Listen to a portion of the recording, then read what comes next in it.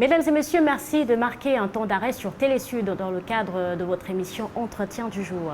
Ce nouveau numéro est consacré à l'une des missions de la Caisse nationale camerounaise de prévoyance sociale. L'un des challenges de la Caisse nationale de prévoyance sociale, justement, est de protéger le personnel domestique et, plus loin encore, assurer une retraite paisible à ceux-ci. C'est à cet effet que, dans un communiqué rendu public en septembre dernier, le directeur général de la CNPS, Nonalon Olivier Mokolo-Vondo Akam, a appelé les employeurs à immatriculer leur personnel de maison. Et pour en parler, justement, nous avons avec nous Michel-Éric Avaïdan, directeur de l'audit du contrôle interne au sein de la Caisse nationale de prévoyance sociale. Monsieur Michel Aidan, merci de répondre aux questions de Télésud. C'est moi qui vous dis merci. Alors, le directeur général de la CNPS appelle à l'ordre les employeurs quant au versement des cotisations sociales du personnel domestique. Dites-nous quelle est l'ampleur de ce phénomène au Cameroun.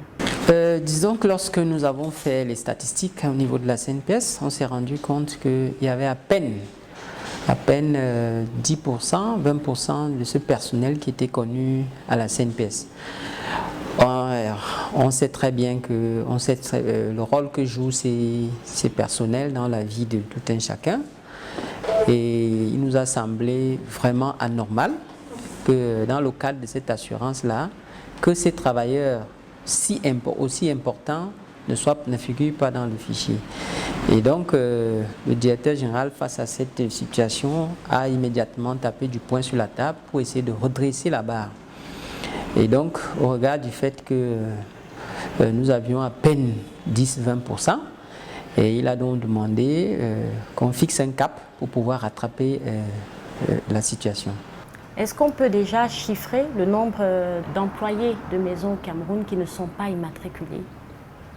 Lorsque nous faisions les statistiques au départ, nous étions à une cible d'environ 200 000 à 300 000 employés de main-d'œuvre domestique. C'est-à-dire que lorsque nous avons fait les premières statistiques, et les statistiques ont été faites sur la base des données revenues sur le terrain, avec des estimations, c'est-à-dire sur le nombre de familles qui utilisent des employés de main-d'œuvre domestique, nous avons commencé pour un premier temps à cibler environ 200 000 à 300 000 employés de main-d'œuvre domestique. C'est-à-dire que le directeur général a dit, pour un premier temps, l'objectif visé, c'est 200 000 à 300 000 employés de main-d'œuvre domestique. Et comme c'est un chiffre qui est dynamique, et nous sommes dit au fur et à mesure de la campagne, on pourra redresser et revoir un peu. Parlons justement de la campagne. Est-ce qu'on peut déjà faire un premier bilan? La campagne a été lancée depuis septembre dernier. Quels sont les premiers résultats d'après vous? Je voudrais dire que l'une des premières instructions que le directeur général a données, c'est-à-dire qu'il fallait prêcher par le bon exemple.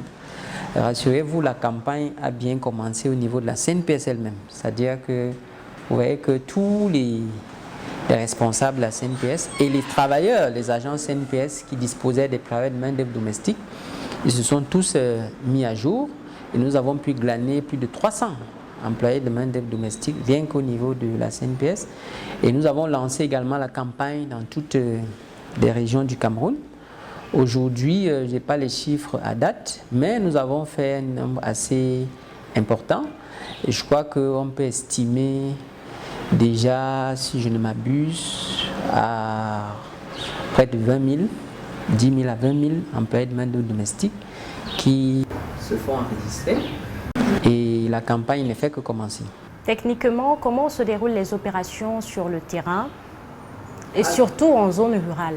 Alors, sur le terrain, nous avons engagé d'abord la campagne. Heureusement, nous vous disons merci parce que vous nous accompagnez dans cette opération. Il y a plusieurs médias qui nous accompagnent et vous savez que le Cameroun est tellement profond et diversifié, si bien qu'il a fallu rentrer dans le comportement de ces employés de main-d'œuvre domestique pour pouvoir les toucher.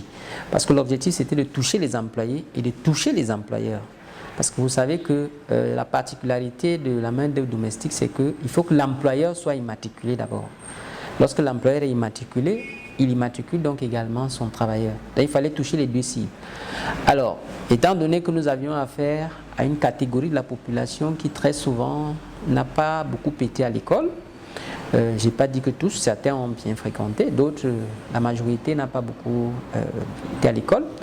Ce que nous avons fait, c'est d'entrer un peu dans leur comportement. C'est-à-dire, ils vont à l'église, ils vont au marché, ils suivent les radios communautaires. Nous sommes passés par ces canaux où nos représentants sur le plan régional ont donc engagé des campagnes pour pouvoir toucher ces gens-là. Et également, il est prévu une vaste campagne de descente sur le terrain. C'est-à-dire que lorsque nous avons pu cibler les différents employeurs, nos agents descendent sur le terrain. Heureusement, nous avons pu recevoir, après la campagne médiatique qui a été lancée, beaucoup d'employeurs de main-d'œuvre domestique qui sont venus vers la CNPS. Parce qu'il nous a semblé important d'expliquer, n'est-ce pas, la particularité et l'importance de ces travailleurs, que moi j'appelle affectueusement nos patrons en réalité. Parce que moi, quand je me souviens de chez moi, de mon cas particulier où j'ai un employé de main-d'œuvre domestique, mon épouse sort, moi-même je sors, j'ai la certitude et j'ai un peu de confiance parce que je sais qu'il y a quelqu'un qui est à la maison, qui s'occupe des bébés, ceux qui sont encore tout petits, qui fait à manger. Et donc, je n'arrive pas souvent à comprendre pourquoi est-ce qu'on ne peut pas assurer la sécurité sociale à cette catégorie de travailleurs. Alors, vous avez annoncé des opérations sur le terrain. Est-ce qu'elles consistent au porte-à-porte? Parmi les opérations, on est forcément obligé aussi de passer par le porte-à-porte. Parce que, et je voudrais rappeler ici que le directeur général, ce n'est pas une faveur que nous faisons aux employeurs de main-d'œuvre domestique. Ce n'est pas une faveur, ça d'office, il faut le dire. C'est une activité qui est encadrée par les textes et qui fait partie des missions régaliennes de la CNPS. Maintenant, le directeur général, nous avons la possibilité également d'obliger les employeurs à le faire. Mais le directeur général a choisi la méthode douce qui consiste à accompagner les employés de main et les employés de main-d'œuvre domestique. Dans un premier temps, nous allons vers eux pour leur dire, écoutez, ces gens qui s'occupent de vous, qui s'occupent de la maison pendant que vous n'êtes pas là, il faut les immatriculer. Et la CNPS est prête à vous accompagner dans cet exercice. Et donc, nous avons commencé par la méthode douce. Et rassurez-vous, les textes prévoient, la loi prévoit également qu'on puisse passer par la méthode forte. Le directeur général a dit, je les accompagne. Et cet accompagnement-là, je crois qu'il a fixé le cap jusqu'au 31 décembre. Donc, au 31 décembre, nous allons faire le bilan de ce que nous avons pu rassembler. Et maintenant, s'il faudra passer à la phase 2, qui est la phase répressive, nous allons le faire. Quelles sont les difficultés que vous avez rencontrées jusqu'ici? Alors les difficultés, elles sont connues, c'est-à-dire que vous avez toujours des employeurs qui ne comprennent pas l'importance de l'immatriculation de ces travailleurs. Vous avez toujours des employés, des travailleurs eux-mêmes qui ne voient pas la nécessité de pouvoir se faire immatriculer. Et je crois que l'occasion que vous me donnez, je ne vais pas la louper pour essayer de revenir un peu sur quelques avantages, c'est-à-dire des avantages particuliers. D'abord, il faut dire que le travail de main-d'œuvre domestique est exactement égal aux travailleurs, je ne sais pas, comme moi qui viens travailler, je suis un agent de la CNPS, comme moi qui viens le matin, c'est exactement ça, comme ça que le travail de main-d'œuvre domestique est considéré au regard des textes. C'est-à-dire nous faisons tous partie de l'assurance obligatoire. Nous devons cotiser en ce qui concerne les pensions, les prestations familiales, les accidents de travail. Et nous avons droit aux allocations familiales, nous avons droit à la protection liée aux accidents de travail et maladies professionnelles, nous avons droit également à la pension de main. Alors, pour les employés de main-d'œuvre domestique, parce que j'ai souvent entendu ça et là, ça fait partie des problèmes qu'on rencontre sur le terrain. Alors, qu'est-ce que ça me rapporte? J'avais un salaire de 40 000, on va me prélever 2 000 ou 3 000 francs de cotisation, mon salaire va baisser. Je voudrais d'office dire que, en réalité, ce n'est pas un argument qui peut tenir. Lorsque vous êtes employé de main-d'œuvre domestique et que vous êtes immatriculé à la CNPS, effectivement, vous avez raison de dire qu'on va prélever quelque chose dans votre salaire. Mais je vais rapidement vous démontrer que ça ne représente absolument rien. Nous allons prendre un exemple. Alors, le SMIC au Cameroun est de 36 270 francs. Au regard des textes, il est prévu que si vous payez à l'employé de main-d'œuvre domestique, je prends un exemple, 40 000 francs le mois, il est prévu qu'en matière de pension, on doit prélever 8,4%. 8,4%, donc 4,2% à la charge de l'employeur et 4,2% à la charge du travailleur. Alors, lorsque moi j'ai fait les calculs, vous verrez que sur un salaire de 40 000 francs, on va lui prélever en termes de pension 3 360 francs. Ça, c'est ce qu'on lui prélève. Maintenant, l'employeur va ajouter également 3 360 francs. C'est ça qui va faire la cotisation en ce qui concerne la pension. Pour les allocations familiales et les accidents, les allocations familiales, c'est 7% du salaire. Ça va faire environ 2800. Et pour les accidents, 1,75, donc 700 francs. Et ça fait donc que la somme totale à reverser sera de 6 860 francs. Ce qu'on prélève aux travailleurs, je l'ai dit, c'est 3 360 francs, qui représente 4,2%. Maintenant, immédiatement, qu'est-ce que lui gagne, le travailleur? Et je crois que vous avez noté que la majorité de ces employés de main-d'œuvre domestique ont régulièrement des enfants qu'ils prennent en charge et tout et tout. Alors, immédiatement, il est pris en charge en ce qui concerne les allocations familiales. Vous verrez donc que le montant mensuel des allocations familiales, c'est 2800. Donc, si vous avez donc un employé qui a 2, 3, 4 enfants, si vous prenez l'exemple de 2, 4 enfants, vous multipliez 2800 fois 4, vous voyez qu'on lui aura prélevé 3000 francs en termes de cotisation, mais il gagne pratiquement 10 000 francs en termes de bonus en matière d'allocation familiale. En plus de ça, c'est un personnel qui utilise des motos. On est habitué au Cameroun, le moyen de transport, c'est souvent la moto dans les quartiers un peu éloignés. Lorsqu'il est victime d'accident de travail, on le prend en charge immédiatement. Et maintenant, jusqu'à aujourd'hui, ce que nous avons constaté, c'est que lorsqu'on a un employé de main-d'œuvre domestique, lorsqu'elle est enceinte, si c'est une dame, on lui dit simplement, bon, écoutez madame, revenez quand vous aurez accouché. Ou alors on lui dit tout simplement, bon, votre contrat est terminé. Or, lorsque l'employé est immatriculé à la CNPS, si votre employé domestique est enceinte, vous l'orientez simplement à la CNPS. C'est-à-dire qu'elle prendra son congé de 98 jours et pendant 98 jours, la CNPS lui paye le salaire que vous étiez en droit de lui payer, de lui verser. Et donc vous voyez que, et demain lorsqu'il ira en retraite, il a immédiatement droit à sa pension. C'est pour dire qu'en réalité, c'est tout bénéf pour l'employé de main-d'œuvre domestique. Mais on ne peut pas quand même oublier ce fait noté par les employeurs. Les employeurs dénoncent tout d'abord que la main-d'œuvre domestique n'est pas toujours stable. Ils ont affaire à des employés véreux, à des employés dont la mentalité est douteuse et ils sont obligés de procéder à la rupture du contrat.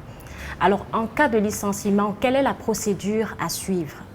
D'abord, je voudrais dire que ça, c'est une observation qui est fondée. Nous l'avons également constaté sur le terrain. Mais je voulais prendre le contre-exemple pour dire que moi, j'ai été sur le terrain quand j'étais sur le terrain à Douala. J'avais l'habitude de recevoir un expatrié qui s'occupait de ses employés. Et il avait déjà fait 18 ans avec ses employés de main-d'œuvre domestique. C'est lui-même qui les avait immatriculés, c'est lui-même qui reversait les cotisations et c'est lui-même qui venait suivre leurs prestations à la CNPS. Et il me disait, aucun de ses employés, il en avait 3, ne voulait partir.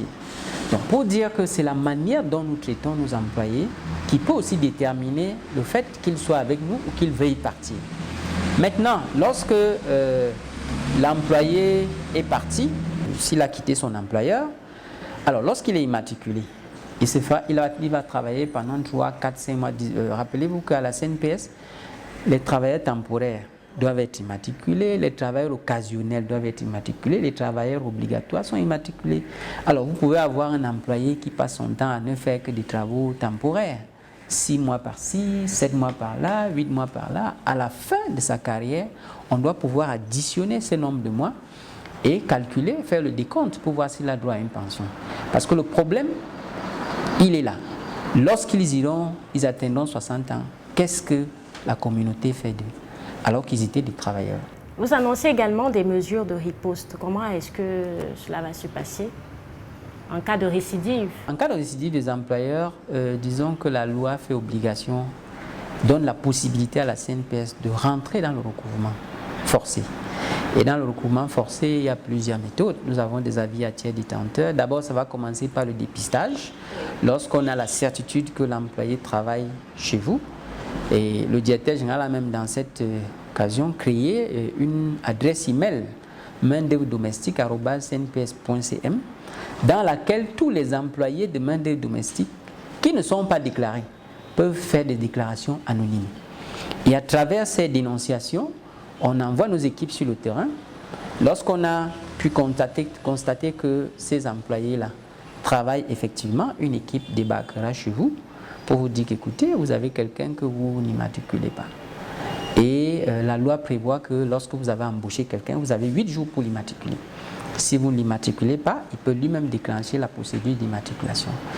Et donc, je n'ai pas voulu encore rentrer dans la procédure de recouvrement forcé parce que nous sommes encore dans le recouvrement amiable. Et donc, dans la procédure d'accompagnement des employeurs, je ne voudrais pas déjà leur faire peur et simplement leur dire qu'il est important de faire immatriculer leurs travailleurs de main-d'œuvre domestique. Mais qu'ils soient rassurés, la CNPS a les moyens de pouvoir immatriculer ces travailleurs. Monsieur le directeur de l'audit et du contrôle interne au sein de la Caisse nationale de prévoyance sociale, merci d'avoir répondu aux questions de Télésud. C'est nous qui vous remercions et nous espérons que vous continuerez toujours, comme d'habitude, à nous accompagner dans le cadre de cette campagne. Tout à fait. Mesdames et messieurs, c'est la fin de ce numéro d'entretien du jour sur Télésud. Merci de rester fidèles à nos antennes. Nos programmes se poursuivent. Au revoir.